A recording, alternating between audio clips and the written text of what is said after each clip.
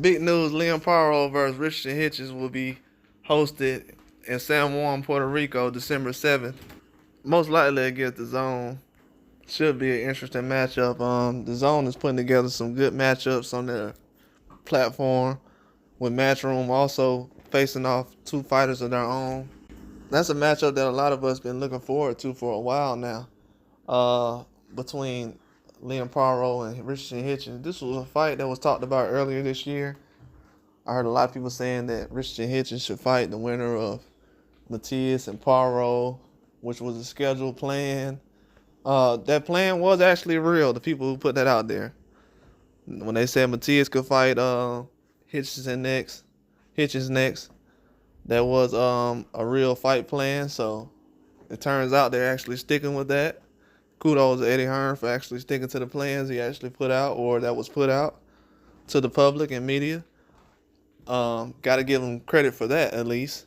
But this fight being in Puerto Rico is definitely confusing to me because recently a lot of people said that Devin Haney needs to take a certain amount of money to go to Australia and fight Liam Paro because he's coming off of a loss and he doesn't deserve a certain amount of money.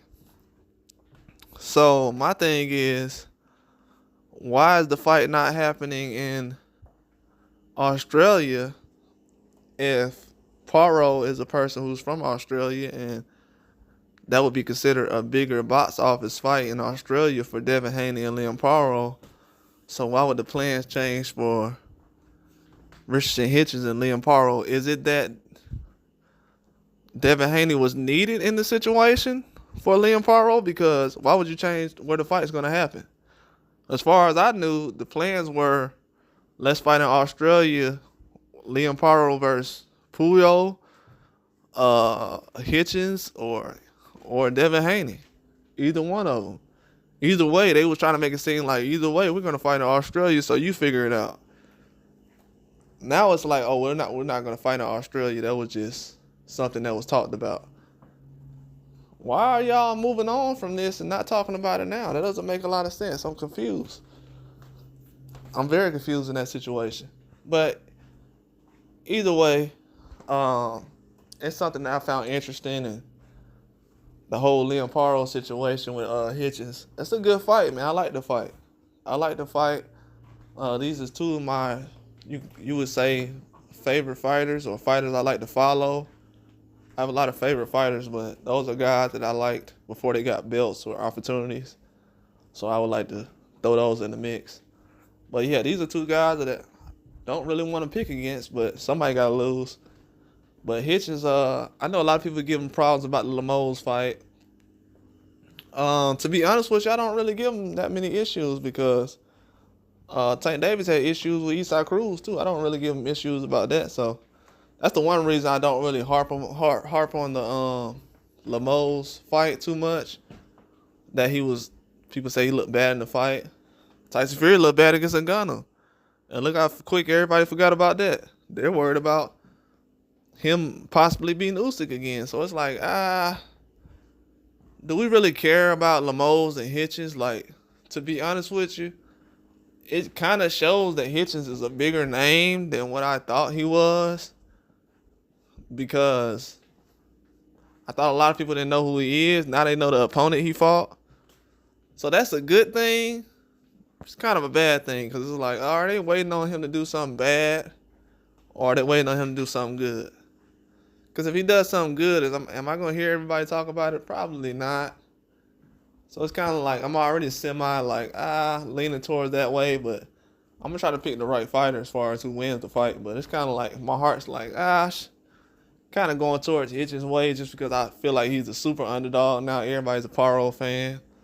A lot of people were scared to mention Paro winning against Matias. I'm talking about, I begged people, bro, please, do you think Paro has a chance? You know what I'm saying? I literally beg people. It's two people I beg people to give a chance. Paro and Rayo this year. I said, man, are we going to give Rayo and Paro a chance of winning these fights? No. Pitbull going to KO him, and Matias going to knock him out. I'm like, all right, man.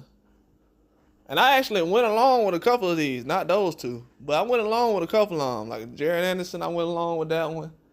I went along with the Dubois fight. I said, all right, I'm going to let y'all have it. But, man, they be strong and wrong around here. I'm talking about strong. Because now it's like, this wasn't even a fight that was supposed to happen. But because of so much mismatching and matchmaking, now these fights are becoming realistic. And it also shows that 140 division really ain't strong like everybody said it was.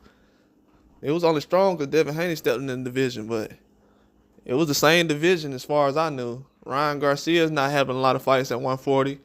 Teofimo's talking about 147. I think Ryan Garcia only had one fight technically where he weighed in at 140, if I'm not mistaken. And that wasn't recently. I don't know. I know he's been at 43 a couple times. But it just goes to show, man, that division at 140, anything can happen. I know a lot of people say, well, Tank should move up to 140. Yeah, but those guys at 140, they're not fighting each other right now either. So Tank moving up, he ain't going to do nothing but get somebody paid. Because those guys aren't really in the ring fighting each other like that.